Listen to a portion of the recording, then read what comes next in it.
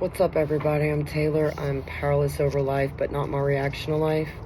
I'm making this video and I just want to share my experience, strength, and hope. And something that I'm currently trying to go through in my life that I'm trying to overcome. I started college about, several years ago, well over 5 years ago, and my mental health really declined a couple years ago. As many of you know, in my other videos, I talk a lot about my mental health and what I've done to overcome it and all the healing I've done and everything.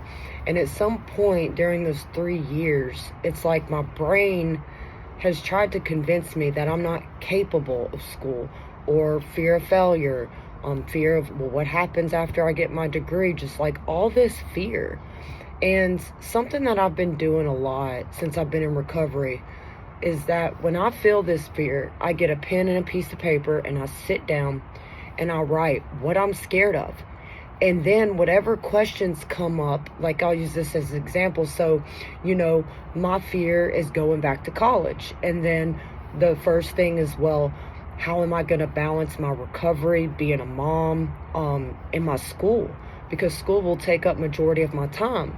So I wrote down a solution to that. You know what I'm saying? So there's a logical answer of how I can overcome this fear, like what steps I need to do to overcome this fear.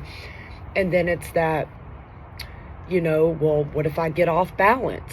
Because when I first started college, I first got sober, and I threw myself into college as an addiction to replace the alcohol, because I had been an addict my entire life. So I needed something, and I didn't have 12-step programs back then. I mean, I would be in and out, but I would never consistently work on an honest program. And so I didn't have any coping tools. I didn't have a support system. I was just all alone, me in school and being a stay-at-home mom. And so it's well, what if I can't do the work, right? And then I write that down, and I keep writing down everything that keeps popping up. I write down, and then I find a logical answer. I know I'm more than capable of doing this work, but yet my brain will try to convince me why I can't complete schoolwork. It goes back to, I only have a 7th grade education, and, I maintained a 4.0 in college while being a stay-at-home mom, while taking care of a toddler. But yet my brain can forget those things that I have done, because at some point in my life, I lost a part of myself, and I've got a lot of things I'm still working on and a lot of things I'm doing.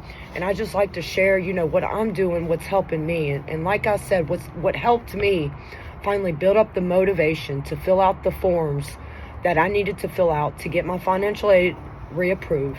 I got a piece of paper, I sat down, and every fear I had, I wrote it out, and I came up with a solution.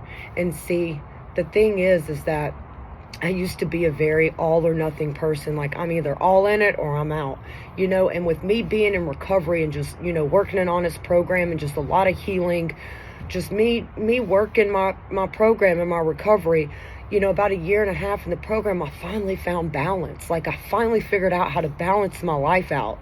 And I started calming down a lot. I started being a lot more balanced. And so, for me in early recovery, I was go, go, go. I was throwing myself into recovery and inner work like I threw myself in addiction. And at the time, that's what I needed to make it.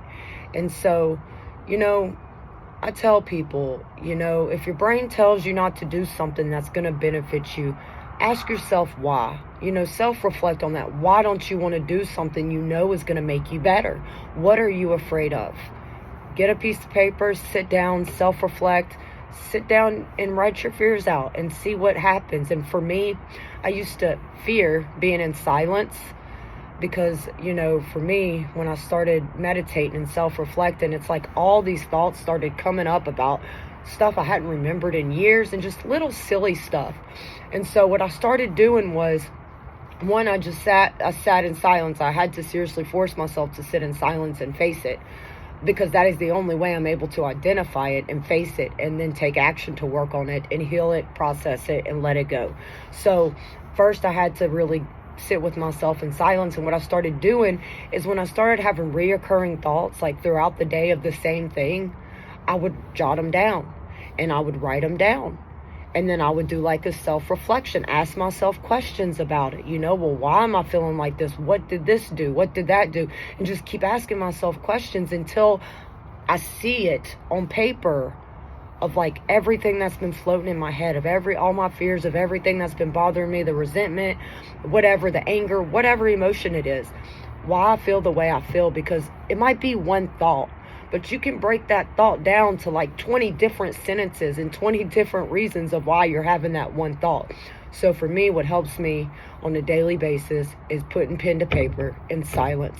Because if I'm go, even if I'm doing things that are going to benefit me, even if I have unhealthy addictions like, games, whatever your addiction may be, addiction is addiction. It's just a way to distract yourself from your inner state, and that's what I did. So I hope this video can help somebody, because it sure has helped me.